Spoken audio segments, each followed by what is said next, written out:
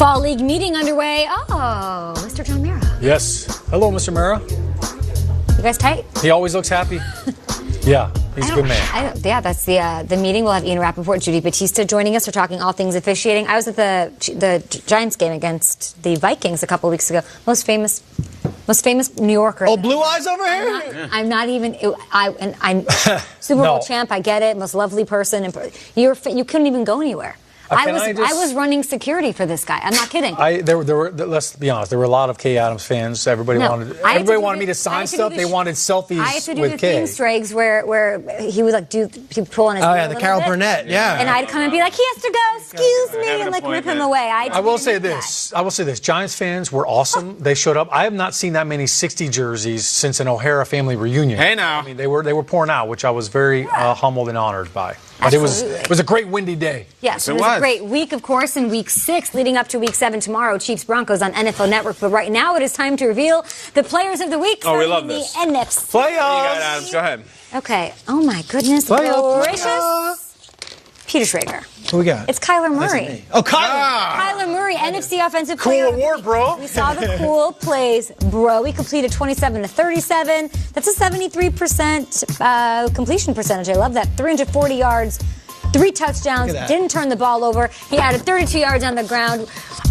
I'm watching this kid this week. It's every really game, fun. every snap. Okay, he's not the NFL Offensive Rookie of the Week. Yeah. Player of the Week. The big dog. Huge honor. That's cool. All right, but who's the counterpart? Who is the NFC Defensive Player of the Week? Let's see who we got. NFC Defensive Player of the Week. It's Landon Collins, guys, from the Washington Redskins. They got their first win against Miami.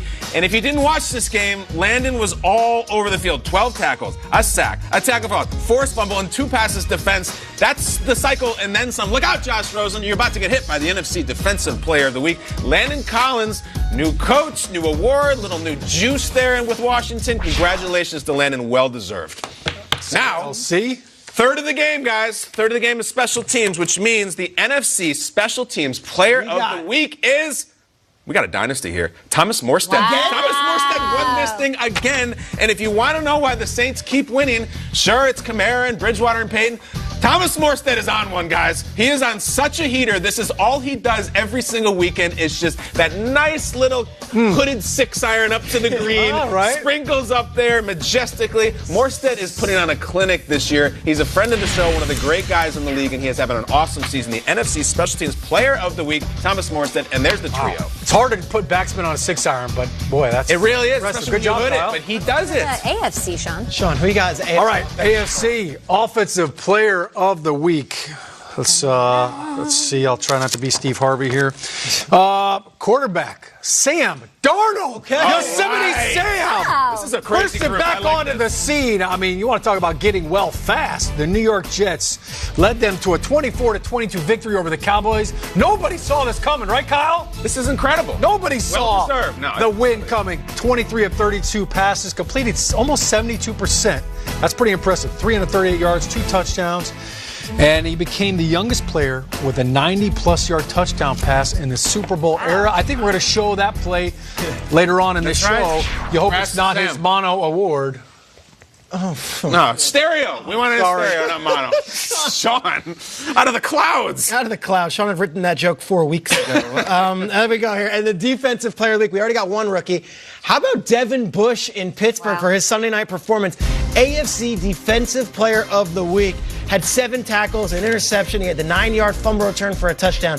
He was everywhere. Guys, he was the first NFL rookie with a fumble return for a touchdown since Eddie Jackson of the Bears did it a few years back. Nice. So, Devin Bush, 10th overall pick, really showing why he is a top 10 selection. Let's go to the AFC. He's like glycerine. This is a crazy group. We got a Cardinal, a Redskin, a Steeler, a Jet. This is incredible. Good for these guys. And then there's the guy that's like the old standby. Who is probably the best special teams player in the sport? The Scottish Hammer. Does he sing opera? Justin Tucker's the AFC Special Teams Player of the Week. Anytime you're within 50 yards, Tucker, it's automatic 3 points. He hit one from 40, hit one from 49, hit one from 21. He doesn't miss many extra points, went 2 for 2. He had an AFC best 11 points. Guys, he's the fastest kicker in NFL history to 1,000 points in a career. Did it in 118 games. He's also the highest paid kicker in football. Justin Tucker worth every penny. Wow. Ravens win another close one, and that guy had a lot to do with it. Triggs, but is he fast as far as his legs are concerned? Because I've got to play in the long show where he gets got. He gets got in this one by Bengals Brandon Wilson on the return. Can't keep up, but we'll get to that. AFC Players of the Week, Darnold, Bush, and Tucker. It's Wednesday. Let's break down some of the biggest stories of the week. The only way we know how. It's time to break out the whiteboard. Wow. All right. Put some whiteboard Wednesday. I love Duck these Hodges things. just took over. Devlin Hodges started, and he won his first game ever on Sunday night. Kyle Allen won another game in London. Both are on a bye this week. The quarterback in Week 7, who you are most curious to see, is who? Sean just named him the AFC Offensive Player of the Month. It's great to do that in the first game. Now I'm curious because here come the Patriots on Monday Night Football. What is Sam Darnold's next performance going to look like? Remember last year, first time we saw him was against the Lions on Monday Night Football. He looked like he was the next Joe Montana. Yes. Then he regressed and wasn't the same guy. This is no joke, this Patriots defense. It's the best in the sport, maybe outside of San Francisco, and Darnold's going to have a lot of eyeballs on him. Are these just for real? Is Darnold for real? The ultimate test is coming. Monday Night Football, big spotlight game. Patriots defense. Darnold, what do you got? I'm into that. Do you remember this guy? Do you remember Mitch Trubisky? Now, we think he's going to be back against the Saints. We're not sure, but he hasn't been talked about much for a few weeks. The only conversation he's been part of is you got Deshaun Watson versus Patrick Mahomes, and everyone calls that the Trubisky Bowl because both those guys were drafted behind Trubisky. The Bears, from their headquarters, are saying, look, yes, we understand there's some really good players we could have taken. It's not constructive for us to talk about that. Mitch is our guy. They are coming off the bye. We hope he is back, and we're going to see what Matt Nagy and the Bears, and certainly number 10, is made of. Because you guys heard the takes like I did. He gets hurt, and people start to say, Chase Daniel might be better. It's nonsense. Need a big game from 10. There's a big game between the Cowboys and the Eagles. So the quarterback I want to see is which Dak is going to show up. Is it the first 3-week Dak that had 9 touchdowns and 2 interceptions? Or is it the one we saw in the last 3 weeks with just 2 touchdowns and 4 interceptions? You look at Dak Prescott. All right, started off this season on fire, had a perfect pass rating week 1, and then now things have gotten a little bit different. He lost both his tackles, so a little bit more pressure's been on him. So I just don't know which one's going to show up. I will say this. He has always played well against the Eagles. So for the Cowboys fans, this is kind of his bounce-back game. He's 4-1 all-time against them. And when you really look at his offense, over the last 3 weeks, they've had more drops than any team in the league. So it's not just on Dak. His teammates got to help him out. But I'm just hoping that he doesn't quack. Okay. That's it. Okay, baby. A lot of Duck quarterbacks. That was for UK. I have no idea what's going on. I want to talk about the Monday night game, of course. Lions, Packers left a lot of fans disappointed, especially in Detroit. And it's something that they're not going to forget about for any time soon. What is the one ending that you've never been able to get over or forget? Okay. I got a lot of those in my personal life, but no. This is real simple for me. Previously on Lost. You got to be kidding me. One of the landmark television shows of this era. People loved it. We were into Sawyer and Jack and Kate, and then Jacob. The last season absolutely went into the toilet. And we're seeing Hurley. He was on the cover of a Weezer album. That's how big they were. And then they just started making crap up. It was unbelievable. You call that the fail Mary of final seasons of shows. I'm still pissed off about it. Any Lost fan can understand it went to hell fast. Lost. What was the smoke monster? I don't know. And there's a magic wishing well, and then there were time traveling. Get out of here. Team Kate Sawyer. Okay, you're a fan of Sawyer? Yeah. Oh, God, Team who was Kate and Sawyer. Hey, those two together. Sawyer, I like that. I don't even need Kate. Sawyer was incredible. What's up, Sawyer? Shout out to Sawyer. 1988, February 5th. You're probably thinking February 88 is a Super Bowl. Yeah. No. I'm going WWF, not WWE. Sure. Andre the Giant versus Hulk Hogan in the twin ref match. Oh, this is incredible. If you don't know the twin ref match, Nice it was pull. historic. WrestleMania 3 happens. There's an outcome. Then we go to the Saturday night main event, which is going to be after Saturday Night Live. Andre the Giant faces Hulk Hogan.